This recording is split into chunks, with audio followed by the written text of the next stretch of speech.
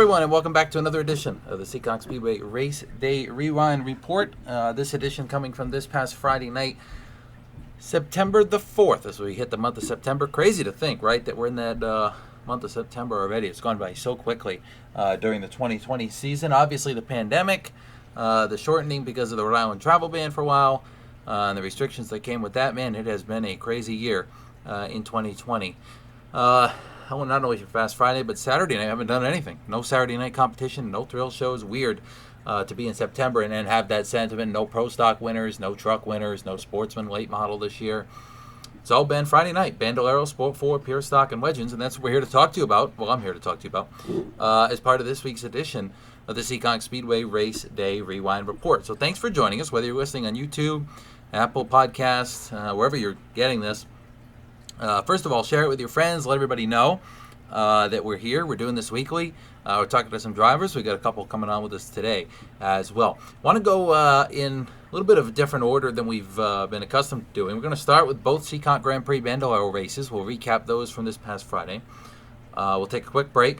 Then we'll come back with the Sport 4 and the Pure Stock with some bonus races they had this past Friday night. Then we're going to roll into the Legend cars before we get two guests that are going to come in at the end of the show. And talk to us a little bit about their action on Friday night. Start with the Seekonk Grand Prix Bandolero Bandits this past Friday night. Seekonk Grand Prix, Wayne Darling and his crew not only sponsoring the division, but also paying out the entries for the drivers for next Friday night, September 11th. So any Bandolero driver that was at the track on Friday, September 4th is going to receive a free certificate, and they will get in for free next Friday night, the driver. So that's great to see. Thanks to Wayne, not only sponsoring the division, but also that out of nowhere, too, he did that. So thanks to him for that. Wayne, Seekonk Grand Prix, his company, also, and Souza Media, my company, putting up some money this past Friday night. This past Friday, the Labor Day Fast Friday Spectacular. And you had the gift certificates given out to the top three. $50 to the winner, $25 to second, $25 to third. The gift card going to Nick's Pit Stop, where those guys get a lot of their Bandolero parts. So that, again, courtesy of Seekonk Grand Prix and Souza Media for the top three finishers in the Bandits and the Outlaws. In the Bandits, it was Darren Krantz Jr. picking up his second win of the season. A strong outing for him behind the wheel of that number 31, of course, taking the lead in pretty dominating fashion, really, for me. I mean, he used the outside lane, got right to the front, and went around Ethan Dion on the top. It took him a couple laps. It wasn't, an easy task by any means to go around the outside of Ethan Dion and pick up the win, but he was able to do just that, picking up the checkered flag. And that number 31, again, I always say it, but always great to see the kids climb out of car with a smile on their face. Dad was down there, and congratulations to him. His second Seekonk win. He had taken a couple weeks off. Had been really strong ever since he unloaded in the beginning part of the season, and it's really working out for him to pick up his second Seekonk Grand Prix Bandolero Bandit win of the year in probably, I think that was race 5 or 6, so a strong run there. Battle for second went right down to the wire. The week before, it was Richie Helger Jr. in the Helger South Coast Power Equipment, number 99, picking up his first win. But this time around, in the Seekonk Grand Prix Bandolero Bandits, he would finish second, passing Ethan Dion coming off turn 4 to the checkered flag in a daring move off the final corner. Dion got a little bit loose. Helger threw it in there, and man, it worked out in his favor, picking up the number 2 spot at the finish.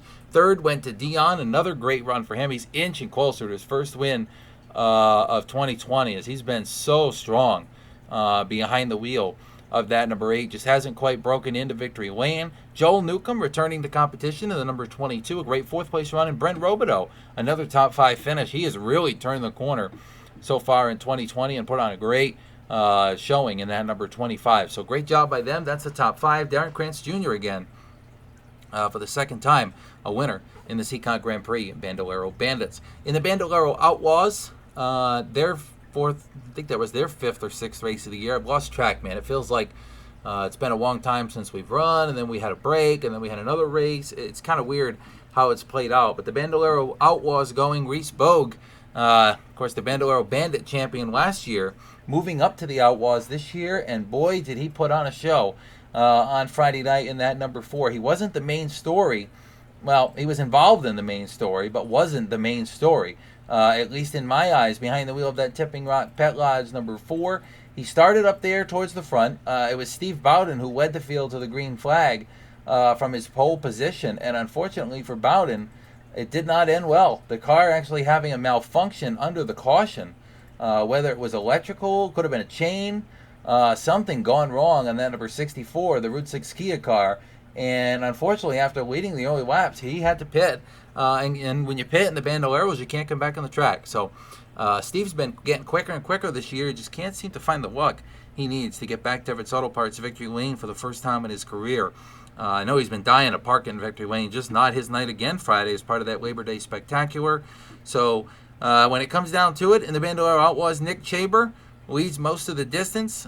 He took the lead when Bowden had his malfunction. He leads all the way until lap 13. They cross the line with 2 to go. Contact is made between Bogue and Chaber.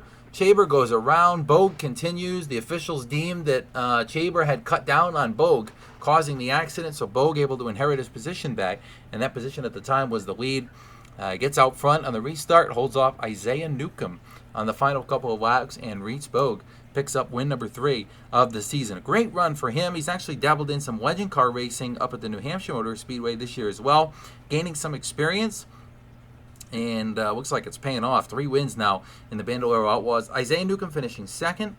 Nicholas Balicki finishing third. Great run for him. Chaber came back from that spin to finish fourth, and Joey LeMay rounding out the top 5 in the 9-car field. Brandon LaBelle only took 4 laps. Unfortunately, race control had to send him to the pit area.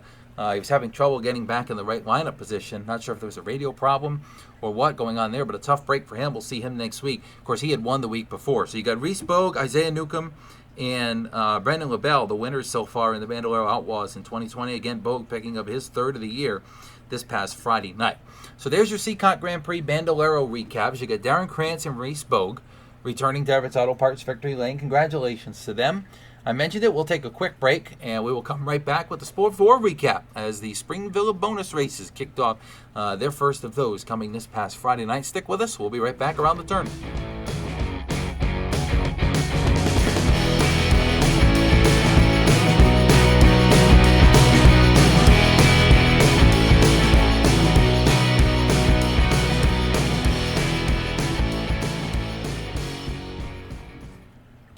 All right, welcome back to the Race Day Rewind as we roll on with this edition from Friday night, September the 4th. Thanks for joining us, ladies and gentlemen. Glad you're listening this week, whether you're watching on YouTube with all the photos and videos or you're listening on Apple Podcasts and you're driving.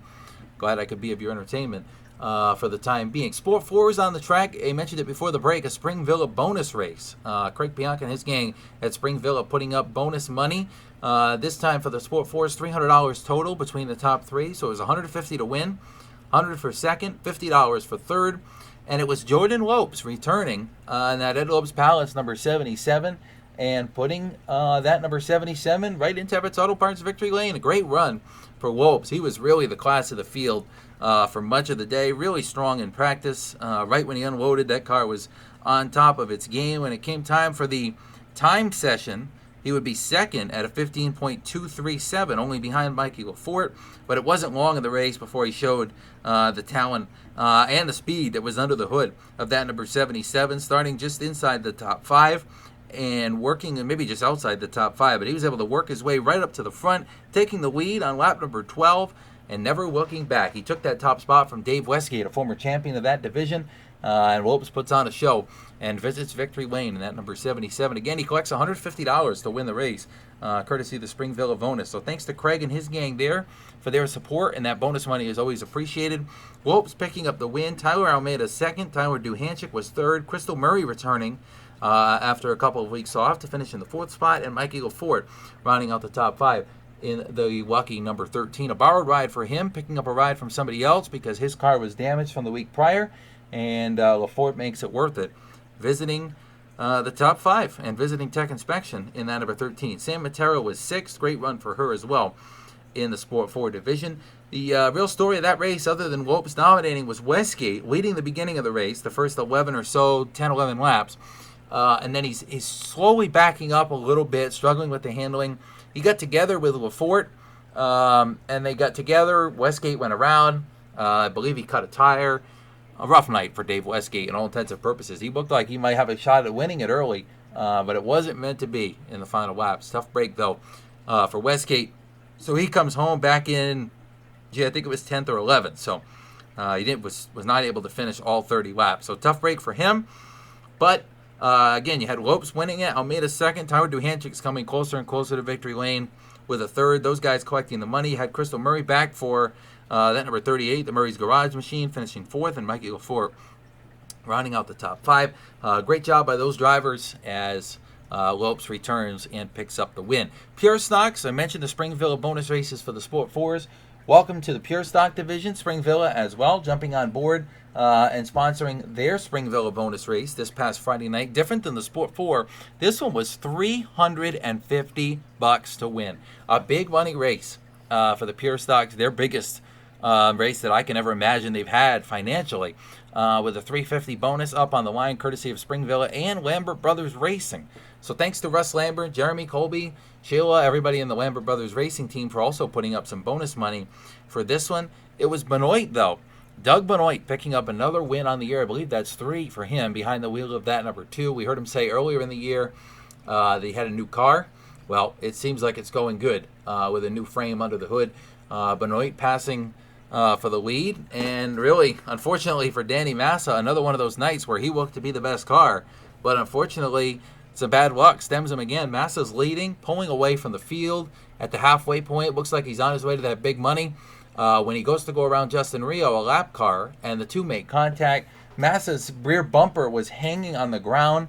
And unfortunately, per the rule book, you can't have body panels hanging on the ground when you're in action. So he was actually called to the pit area in the middle of the race, had to take that bumper off, and was reluctant. Was reluctant to do it at first, trying to get it off himself, shaking his car around, just wasn't coming off, so he had to pit, and unfortunately had to restart at the tail. He was able to finish 5th in that number 41. So Massa coming back to finish 5th, but it's Benoit holding off Scott Sestodio for that $350, a really, really intense final few laps between Benoit and Sestodio. 2 former champions of the division, guys that know how to race each other, know how to race clean. They get the job done, though, in the Pure Stocks, with Benoit picking up the win and that $350. Sestodio for second. Jeremy Lambert, a great run for him, starting up front, leading some laps, finishing in third. It was Mike Hendricks fourth, and I mentioned Danny Massa rounding out the top 5. Emily Brightman started on the pole. She was able to lead 1 lap early before falling back, and she had a great run as well, finishing in the 10th position in that number 27. A couple guys that were used to running at the front not able to finish up there. First, Greg Perry had a battery fall out of his car. Yep, the battery fell out of that number 0. Unfortunately, not able to finish. Obviously, the battery not in the car didn't last too long. They had to pull in. Done for the night, so tough break for Greg Perry. Unfortunately, not able to finish. He was able to wimp it home in the 14th position. 16 laps down, not able to finish. So a DNF for him. And the other DNF, a scary incident for Joey Morissette. The throttle hung going down the back straightaway, and he went head-on into the wall in turn number 3. The right front took the brunt of it, but a hard hit, drawing the red flag. The rescue crew was out there to help him out, got him out of the car, and he seems to be doing okay after a crazy hit in the Pure Stocks for that TTM Motorsports number 77. This Pure Stock division really putting on a great show up front. They continued it this past Friday. Tough break for Morissette and Perry. Not able to finish. Morissette with a damaged car, Perry with the battery falling out. But for the win, Benoit and Sestodio really put on a heck of a show. To me, you can't ask for much better in the Pure Stock division. Those 2 former champions really duking it out. So thanks to Spring Villa for the Sport 4 and the Pure Stock for their support with these Spring Villa bonus races as part of the 2020 season. Craig Bianca, again, if you're listening, thank you. I know I share that sentiment with all the drivers. And thanks to Lambert Brothers Racing for putting up some bonus money for the Pure Stock as well. That Lambert Brothers team, Colby picking up a win at another track in his Sportsman since Seekonk's Saturday night program has been shuttered due to the COVID regulations. But Jeremy finishing 3rd in the extra distance Pure Stock race. That race was 30 laps. So was the Sport 4 as part of these Spring Villa bonus races. When we come back, we're going to talk about the legends. The biggest race of their career, in my opinion, the biggest race in Seekonk's legend car history. The Lascuola Racing Summer Showdown, 35 laps, $1,000 up for grabs to the winner of this one. And it was a guy we haven't talked about much this year who's going to join us later on in the program picking up the win. So we'll take a quick break. Thanks for listening. Stick with us, and we're going to talk about the legends, the crazy 35-lap summer showdown with $1,000 up for grabs, and we're going to talk about a Seekonk truck driver going elsewhere in the Exit Realty Pro Truck Series at Wiscasset Speedway and ending up in Victory Lane, and another truck driver going to another track and ending up in Victory Lane. Adding that segment in over the last couple weeks with the Seekonk competitors that have gone elsewhere due to COVID restrictions here, not able to run on Saturday nights in 2020. They've taken it elsewhere, and they are having some success, showing that Seekonk strong brethren at other tracks. Stick with us. We'll be right back.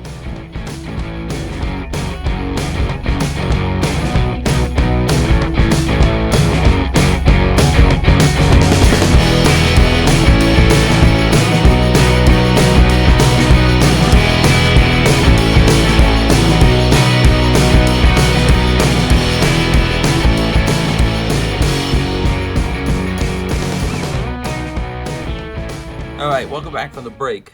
We've talked about the Bandolero Bandits, the Bandolero Outlaws, the Sport Fours, the Pure Stocks, and now let's move to the big show from this past Friday night, again, September the 4th, the Nick's Pit Stop Legend Cars, the big Nick Lascuola Racing Summer Showdown, the first annual. Some people don't like that first annual. I know one guy that I know that specifically doesn't. So how about the inaugural Nick Lascuola Racing Summer Showdown 35 for the Legends? $1,000 on the line. The biggest paying Legends race in Seekonk's history. $1,000 up for grabs in a 35-lap Legend car race. That's unheard of at Seekonk. It's unheard of in most of the country, I think, most of New England at least, for a quality of race with these style of cars at that much to win. So first, thanks to Nick Lascuola and Nick Lascuola Racing and Nick's Pit Stop for their support of the division and the support of a big show like this to give back to the racers. We're going to talk to Nick Lascuola coming up here in the next segment to talk about how this came up, why this happened, and also what he's envisioning for this race in the future. Does it grow? Does it get bigger? Does it stay how it is? Is this something we're going to continue to see every year? We'll ask him those questions in a bit. But for now, let's take you through what happened in the 35-lap race. The start of the race, Jake Johnson's the guy that gets out front early. Mason Tessier starts on the pole. Not quite good enough to hang on at the beginning. Jake gets around, sets the pace for the first, 5 to 10 laps in that number 15. Of course, he had won the week previous. So this guy is no slouch. I mean, we've talked to Jake, I believe last episode right here on the podcast. And he's quickly proven that he's the car to beat in this division on a week out and week in and week out basis with the fastest car, the best handling. His driving talent is obvious, coming from the pro stocks and the late models back to the legend cars. But it wasn't him this time around that ended up in Everett's Auto Parts Victory Lane. And when I say that Jake took the lead early, most of you probably say, "Oh, he won it. He won the $1,000." Well, not this time. He had a car that was just a little bit better than him. It was Luke LeBrun picking up the win. And we'll talk to him as well coming up in a different segment here later in the podcast. But LeBrun picking up the win. Everybody's used to seeing Luke in that number 27, the family-owned car. Well, that's not the car he was in this time around. He had the house car for Nick Lascuola, the number 40 house car. In competition, the Nick Lascuola Racing, Nick's Pit Stop built, number 40. Nick put together, Nick set up, and Nick obviously knows what he's doing. That's very obvious after watching Friday night's feature. LeBrun getting around Jake in the early going, kind of easily, considering how well Jake's been speed-wise, and LeBrun ends up out front in that house car, and a caution-free feature for most of it, just one caution. In this 35-lapper, you look at $1,000 in 35 laps, you expect to see some wrecks. Well, this one didn't have it. And, it's 16 to 8, I think it was 18 cars that took the green flag. And LeBrun gets out front in the early going and never looks back, picking up the win in dominating fashion, earning that $1,000. Behind the wheel of that, again, the Nick Lascuola Racing house car. We heard him say in Victory Lane how happy he was to drive it, how great it handled, and obviously happy to bring the $1,000 back home with a Nick Lascuola car under the hood. Great battle for a second at the finish. You had Jake Johnson going at it with Carson Ferguson, Josh Parsons, Gio Ruggiero, Reagan Parent was up there. Ferguson coming up from down south to compete in another Nick Lascuola car. And Lascuola actually servicing 3 of the top 5 cars in this one. So Nick obviously setting up LeBrun's house car. He set up the Ferguson entry and the Parsons entry as well. And Josh Parsons returning for the first time after many weeks. So Again, LeBrun picking up the win. Jake had a good run, finishing in second, just not quite what he needed to win the $1,000. Third going to Carson Ferguson. I believe that was his first ever trip to Seekonk. A tough track to get a hold of, and he got a hold of it pretty dang quickly. Finishing in the third spot, Josh Parsons, again returning after an injury, kept him sidelined for a good couple months, finishing in fourth. And Gio Ruggiero rounded out the top five. He time trialed in the time trial session up front, just failed the ride height inspection, and therefore had to go to the tail end of the field to start the main event, able to work his way up. Again, with not many cautions, able to finish fifth. So that number 7 was on money as well on Friday night. So $1,000 to LeBrun, $500 to Jake Johnson for finishing second, $250 to Carson Ferguson for finishing in third. So a great run by those guys, with Josh Parsons fourth, Gio Ruggiero finishing fifth. Reagan Parent was just outside the top 5 as well, and another strong run for that white and black number 17, the Parent entry. So $1,000 to win, LeBrun picking up the big check. And again, this Nick Lascuola Summer Showdown as part of the Labor Day Classic, something I think we're going to see for many years to come in this division. So without further ado, I mentioned Nick. He's graceful enough to join us here on the Race Day Rewind to talk a little bit about his vision for this event, what he sees coming, and what he thinks about this past Friday night. Let's bring him in and get a word with him.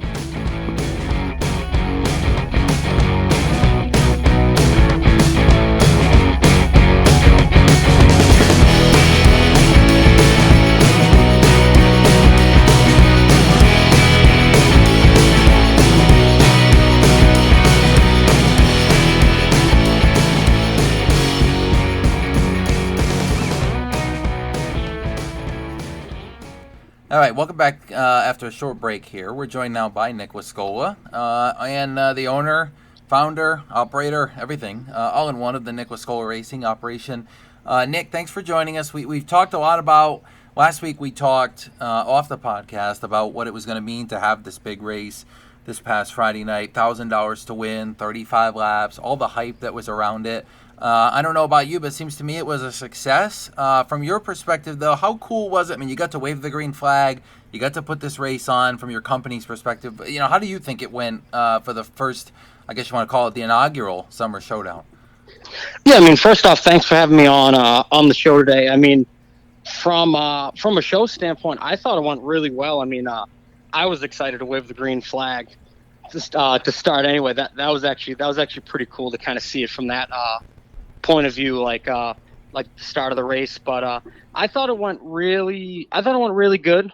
You know, I know it was kind of tough with all the COVID stuff going on, you know, kind of trying to promote it without fans and so forth. But I mean, I thought that the racing was really clean, which that was kind of one of the big things that I wanted to. And I thought with the format that I put up that it would put on a good show, and which it did, which I was glad about that. I think, what was it, only one caution, maybe two? Yeah.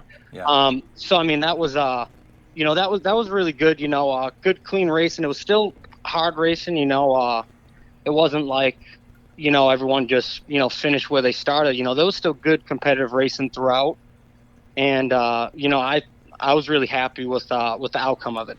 So obviously the outcome of it, it benefits you in more ways than one.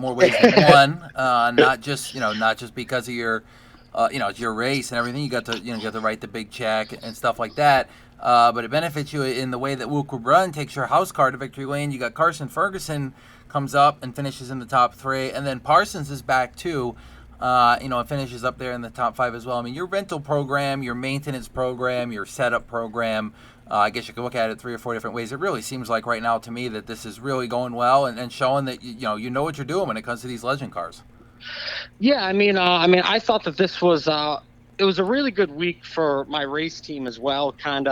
I thought we really kind of put it all together this week. You know, in recent weeks, I've been, you know, trying a couple things, you know, here or there, just trying to, you know, figure out the new tires. And I think that kind of we got to figure it out this week. And, you know, we had a lot of drivers this week that helped with input. You know, Luke's really good with input. And, you know, he wasn't able to he didn't bring his own car because he was running 2 shows the 2 days after. Yeah. And with Nelcar and so forth. So he was running for points. So, you know, we worked out a deal to run the house car. So that went well. You know, I'm friends with Carson. So I was like, I was like, hey, you should come down to the big show going on. So he thought it was fun. Parsons finally came back 'cause he hasn't been running lately because of a shoulder injury. So it was good to see him just back at the track anyway. And he did really good in his first time back. So I think as of this week, I think it was really good, and I was really happy with how the cars performed throughout the whole day. So Yeah, happy. I guess it's difficult not to be happy. When your house car picks up $1,000. We talked a lot about, I talked before I brought you on here in the last segment about, this race and the prestige around it, 35 laps. You mentioned COVID. Obviously, you're looking long term on this and hoping to do this for years to come. But, with one in the books, what do you think about the future here? I mean, hopefully next year, coronavirus is hopefully gone, I would say, by then, and we can kind of promote this a little bit more and get it out there to some more people. But you got to be excited thinking forward, too, about what this race could really do, not only for the legends, but Nick's pit stop, NLR, everybody involved. yeah, no, definitely. I've already been actually I've already been talking with the track about picking a date for next year. So definitely looking forward to making second annual going on next year. And I think with hopefully by then, if all the COVID stuff's passed and all that, I think that I could, definitely with promoting it a little bit more, can probably get a little bit more sponsorship. And I'm looking to hopefully expand the purse for next year. So, I'm looking at, trying to build it up a little bit each year. So, this year was 1,000 to win. Next year, at least my goal right now is to try to make it at least a $1,500 to win. Wow. And I think that once COVID passes, it'll be a lot easier to kind of make the event a little bit bigger than this year. But I mean, I was still happy with how it was this year, but I'm definitely looking forward to what the future has for it. Yeah, we talk a lot about on the podcast about how crazy 2020's been. Our Saturday program, our Friday program, obviously, Yep. having the delay as well. So good to see Big Legends Cars race. Congratulations to Luke LeBrun, and I guess congratulations to you too, Nick. Thank you. On helping us organize it, and hopefully maybe we're going to see you out there in a Legend car at any point, maybe before the year's over. Maybe. I don't know. I keep seeing everybody else have fun out there. I might have to come out there for a race or two before the year's up. Well, maybe his driving retirement out of Legend Cars to go run Pro Stocks, which he's only done a couple times because of COVID as well. Maybe he'll be able to get that out of the woodworks here before the end of 2020. I want to thank Nick for joining us for just a couple minutes on this episode of the podcast. We're going to take a quick break. When we come back, we're going to talk to the guy that drove that house car to victory lane. Luke LeBrun is going to join us to talk about his drive for NLR. Stick with us. We'll be right back.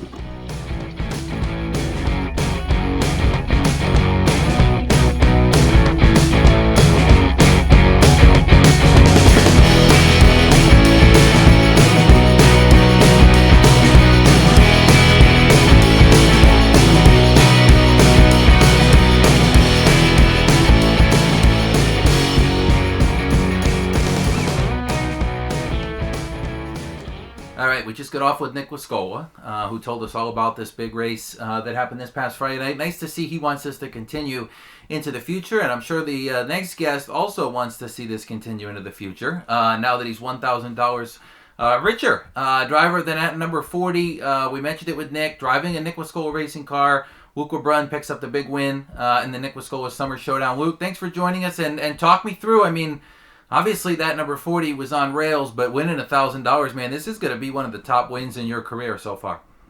Yeah, that was so much fun. I got to thank Nick a lot. He texted me about 2 weeks ago and was like, you want to come run it? And I was like, sure, let's do it. So it was a lot of fun. It seems like it worked out pretty good. You have your own car. You guys have been successful. Actually, you've been successful touring. You guys have been to a lot of different places, one with no car, one with a lot of different cars. Did that car drive better than your own car had driven the week before at Seekonk? It really looked that good. That car was just unbeatable. Yeah, that car was just on rails all day. We started off, the car was a little bit off, and we threw a couple changes at it, and the car was probably the best car I've driven there in a while. So, successful day. Does the touring experience help you at all, you think, when you come back to Seekonk? Having that success at other tracks and then coming back and running with this style group of drivers, especially a guy like Jake, that really, you've witnessed it a couple times too, has been so fast, really, probably the class of the division so far this year. Yeah, having all the seat time definitely helps, and it's good that we're now all on the same tires because the Federals was a huge advantage, so should be a lot more Have you been even running? playing field. Yeah, I mean, you've been running Hoosiers. Do you notice the difference between the two, or is it pretty similar? Yeah, the Hoosiers, they just don't handle as well. So it's a lot of now you got to go stagger and air pressures are critical and just a lot more homework to do every week. Yeah, it adds a whole nother layer. Well, Luke, I expect we're going to see you back at Seekonk at least once or twice more in your own car, right? Yeah, I'm coming this Friday, so it should be a good one. All right. Wait, Luke, thanks for joining us. Congratulations again on picking up the win in the Lascuola Racing Summer Showdown. When we come back from a quick break, we are going to catch up with some recapping on how some Seekonk drivers fared outside of Seekonk this weekend. We'll be right back.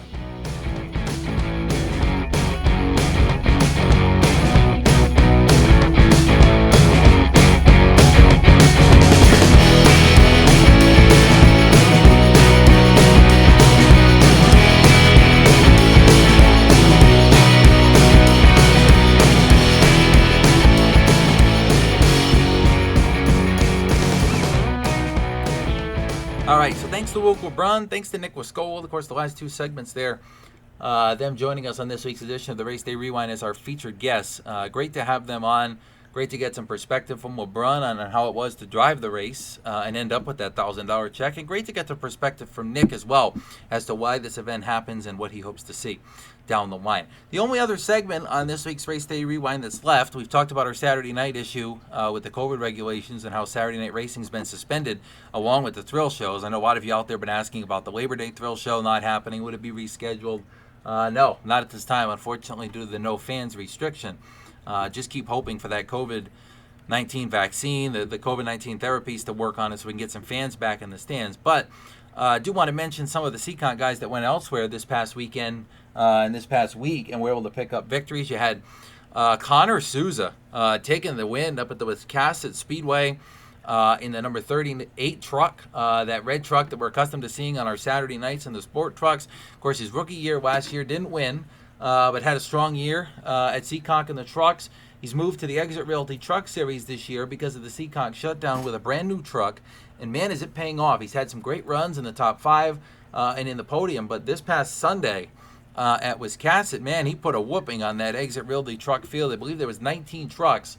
And he was able to come home with a very solid victory in the Exit Realty 75 lapper. I believe that race was $2,000 to win as well. So Jay Diamond, Joe Souza, John Robideau, and that gang really hitting it off well with Connor this year in the Exit Realty Series. They've done a great job. They've had some good trucks, had some success up front, and they're a winner at Wiscasset. So congratulations to them on picking up the big win. Some other Seekonk guys, of course, we've mentioned over the last couple of weeks, the drivers that have gone elsewhere because of the COVID shutdown and the no fans regulation by Governor Baker in Massachusetts. Richie Murray picking up a win in the sport trucks at another track this weekend in Connecticut. So congratulations to Richie and the team. You had Joe Kohler picking up a win in Connecticut this weekend as well in the street stock. So congratulations to both of them picking up wins. And then last Thursday night at the Thompson Speedway Motorsports Park, one of our late models, a couple of them actually heading out there, both of them finishing in the top 5. Derek Guchaki picking up a second place finish in the 25-lap late model feature as part of the Thompson Speedway return after many months away from racing. And you had Mark Jennison finishing 3rd. Great run for him. Jake Johnson was 4th. We just talked about Jake in the legend cars. Well, how about that in the weight models, finishing 4th at Thompson. And Ryan Lynham was 5th. In the Richard Sprague prepared number 10. So those guys finishing 2nd, 3rd, 4th, and 5th. Good Seekonk flavor there with Guchaki, Jennison, Johnson, and Lynham. 2, 3, 4, and 5 in the 25-lap late model main event. Matt Lewinsky-Lowe was 6th in that race. He's run at Seekonk before in the past. You had Jason Larrabee 10th, a former runner at Seekonk. Nick Johnson was involved in the day. Mike Mitchell. Mike Benavides as well. So some Seekonk drivers competing out there in the late models at Thompson as well. A couple of them running well towards the front of the field, and a couple of them, not so towards the front of the field, but also venturing out to compete. Sure, we're going to see a little bit more of that now as the season starts to wind down. Again, today, September the 8th, so the season, unfortunately, slowing down already in New England without us really getting off the ground much here at Seekonk. But a great Friday night, again, in the books. This coming Friday night, we're back on hand with another 5-division night of action, the Seekonk Grand Prix, Bandolero Bandits and Outlaws. You got the Sport 4s, the Pure Stocks, presented by Helger South Coast Power Equipment, and the Legends, presented by Nick's Pit Stop as well. Want to thank Everett's Auto Parts for their support of the Diamond Jubilee Series as part of Fast Friday. Want to thank Nick Lascuola Racing, Nick's Pit Stop, Helger South Coast Power Equipment, Seekonk Grand Prix, and all the other sponsors that there's way too many to mention all at once, but all of the other sponsors that have supported Seekonk in 2020 so far and will continue to do it into the future, including Spring Villa and Lambert Brothers Racing for their support of this past Friday night. Well, that's it for this week's edition of the Race Day Rewind. Again, thanks to LeBrun, Nick Lascuola for joining us on this week's edition. Hope everybody has enjoyed it. Next week, catch up with another couple of feature winners from our Fast Friday program. Talk about maybe what happened at the New Hampshire Motor Speedway. Some of our late model competitors might be heading up for the American Canadian Tour this coming Saturday as well. Talk about that. See if any of our other competitors went elsewhere and see how they ran. And we'll recap again the 5 Friday night divisions from this coming Friday night. For now, good night. Stay safe, everybody, and healthy out there in the COVID era. From Souza Media, I'm Kyle Souza saying thanks for joining us, and we'll see you again next week.